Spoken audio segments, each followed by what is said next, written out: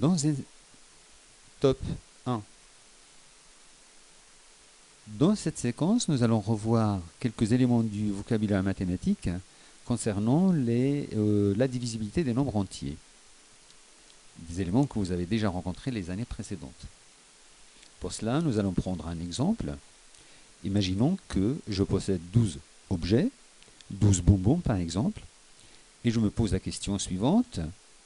De combien de façons je vais pouvoir distribuer ces bonbons ou les partager d'une façon équitable, c'est-à-dire en faire des paquets qui contiennent le même nombre de bonbons sans laisser de bonbons isolés. Je peux me poser la question suivante, pourrais-je faire des paquets de 1 bonbon? Bon, c'est un cas évident. Pourrais-je faire des paquets de 1 sans laisser de bonbons isolés? Vous voyez que c'est bien sûr possible. Et nous allons pouvoir en faire 12 paquets contenant chacun un bonbon. Nous allons écrire cela sous cette forme-là. 12 égale 1 fois 12, ou 1 fois 12.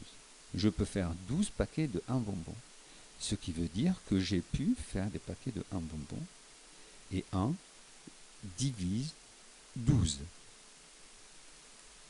Je vais écrire ça. 1 divise 12. Ce que l'on peut dire autrement,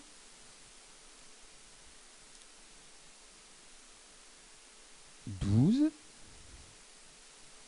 est divisible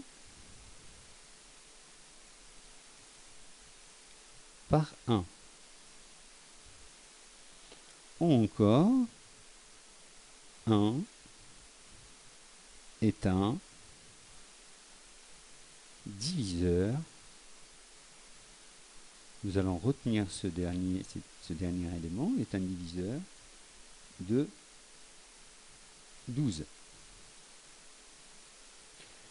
Comme nous avons pu faire 12 paquets de 1 bonbon, on peut se poser la question, pourrais-je faire un seul paquet de 12 bonbons? Ce qui veut dire 12 divise-t-il lui-même, divise-t-il 12? Un petit schéma rapide nous montrera que cela est évident et que c'est possible. En effet, on peut faire un paquet de 12. Ce que l'on peut écrire, 12 est un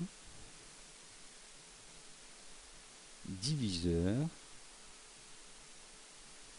de lui-même, c'est-à-dire de 12. Mais également que 12 divise 12. Ce sont des choses évidentes, triviales, mais que l'on peut dire. Et que 12 est divisible par 12.